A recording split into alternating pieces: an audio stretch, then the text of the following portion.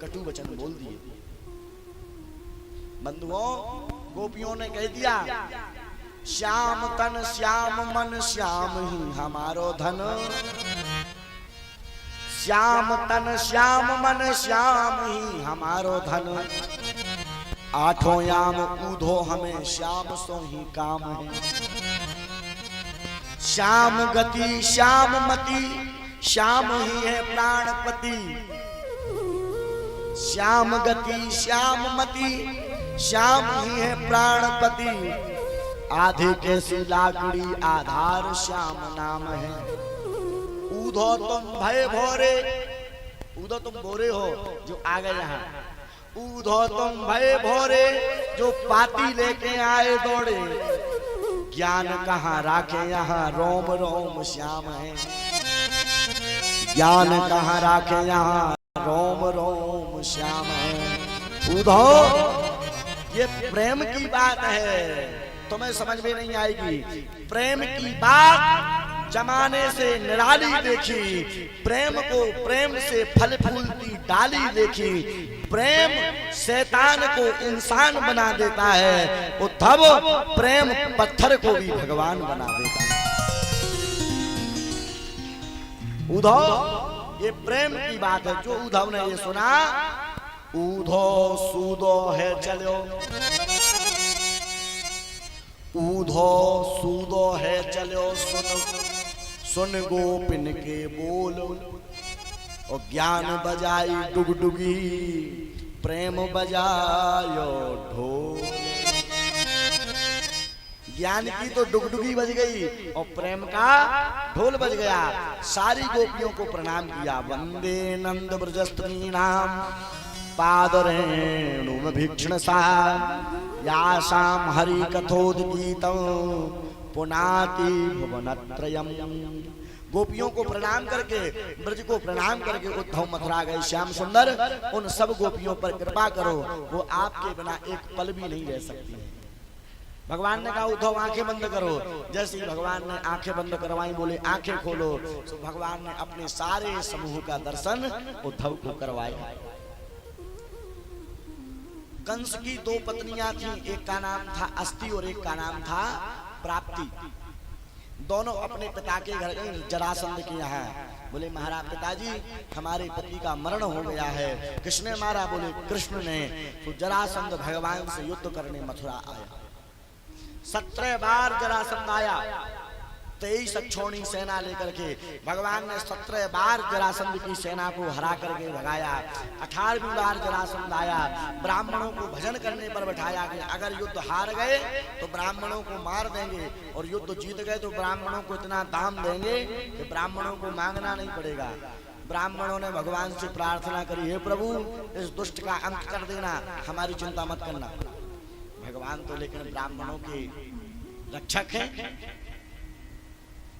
जैसे युद्ध करने आया जरासंध, उसकी सेना को नष्ट किया और भगवान रण छोड़ करके भाग गए। भगवान का नाम पड़ गया, बोलो रण छोड़ राय भगवान की। और जब भगवान भागे तो भगवान के पीछे एक राक्षस पीछे पड़ गया, जिसका नाम है काल्यवन।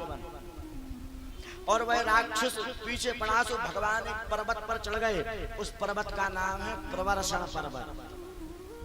उस पर्वत में एक गुफा है, उस गुफा में भगवान गए। उस गुफा में ऋषि, एक राजा सो रहे थे, मुचकुंद।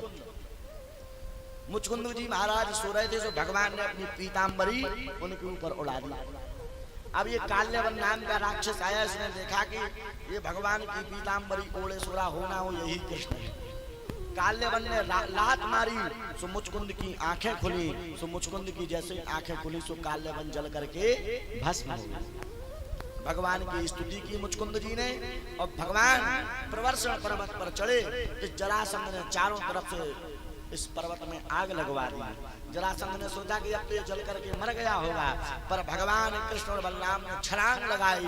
आकर के समुद्र में आकर के भगवान ने सोने की द्वारिका का निर्माण किया। और भगवान द्वारिका के जन्म कुंडली देख के बोला, लेख ये कैसा लिख डाला, और जिससे तेरा प्रेम बढ़ेगा वो होगा मुरली वाला। रुक्मणी जिससे आपका प्रेम होगा वह मुरली वाला होगा। जन्म कुंडली देख के बोला, लेख ये कैसा लिख डाला, जिससे तेरा प्रेम बढ़ेगा वो होगा मुरली वाला। थोड़ा सा वह नटखट होगा और होगी मस्तानी चाल, और माखन चोरी की आदत होगी और होगा कोई ग्वाला। बोले ऐसे लक्षण किसमें है? बोले ऐसे लक्षण तो सीधे द्वारकाधीश में ही है।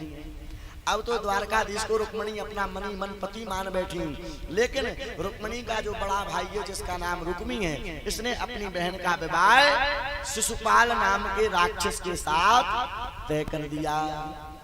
और जब शिशुपाल नाम के राक्षस के साथ तय कर दिया, तब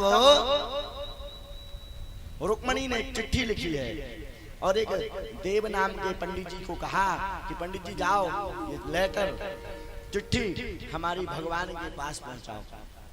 तो आज वह चिट्ठी प्रेम पत्रिका, आज की भाषा में उसे कुछ और कहा जाता है। कौन सा लेटर कहा जाता है? बोलो प्रेम से राधे राधे, जोर से बोलो, दोनों हाथ उठा करके। हाँ, वही वाला लेटर प्रेम पत्रिका लेकर के भगवान के पास पहुंचे। और भगवान ने उस पत्रिका को पढ़ा तो उसमें क्या लिखा है? श्रुतवान गुणान भवन सुन,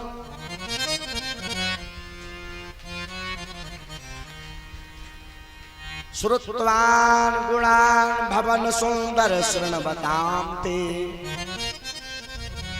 निर्विश्य कर्ण बिबरई हरतोंग तापाम, रूपम दृशांद्रसीमतामखिलार्थ लाभाम, वैयाच्युताभुसति चेत्तम पत्रपम में।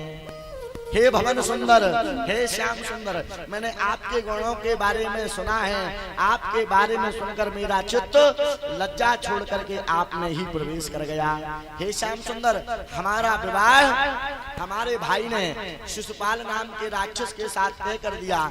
मैं उसके साथ विवाह नहीं करना चाहती, मैं आपके साथ विवाह करना चाहती हूँ। और कल मैं दुर्गा माता के मंदिर में पूजा करने जाऊंगी, सुहाग लेने जाऊंगी, तो आप हमारा वहीं पर आकर के हरण कर लेना। अगर आप हरण करने नहीं आए मैं मर जाऊंगी, लेकिन शिशुपाल के साथ विवाह नहीं करूंगी। और आज भगवान ने उस चिट्ठी को पढ़ा। भगवान ने पंडित जी से पूछा तुम्हारा नाम क्या है? बोले हमारा नाम देव है। भगवान ने कहा चिंता मत करो, हमारा नाम वसुदेव है। बढ़िया जोड़ी बनी, बैठो कल हमारे साथ चलना। और आज भगवान अपने साथ रथ में बैठ करके आ रहे हैं और यहाँ पर माता रुक्मणी पार्वती जी के मंदिर में पूजा करने के लिए जा रही है। रुक्मणी जी माता पार्वती के मंदिर में पूजा करने जा रही हैं। आए हम भी पार्वती जी के साथ, रुक्मणी जी के साथ पार्वती जी माता के मंदिर में पूजा करने के लिए चले। नमस्ते त्वाम्बके भीक्षणम स्वसंताय नयुताम शिवाम, भूयात् पतिर में भगवान कृष्णस्तु तदनुमोदितम। भगवान के सामने माता पार्वती जी पहुंची और कह रही हैं प्रभु हमें पति रूप में भगवान प्राप्त हो। और माता पार्वती जी के यहाँ रुक्मणी महारानी खड़ी हैं। आए भगवान गोस्वामी तुलसीदास जी बड़ी सुंदर चौपाई लिख रहे हैं, उनका हम सभी लोग अनुसरण करें। सभी लोग हमारे साथ गाएं।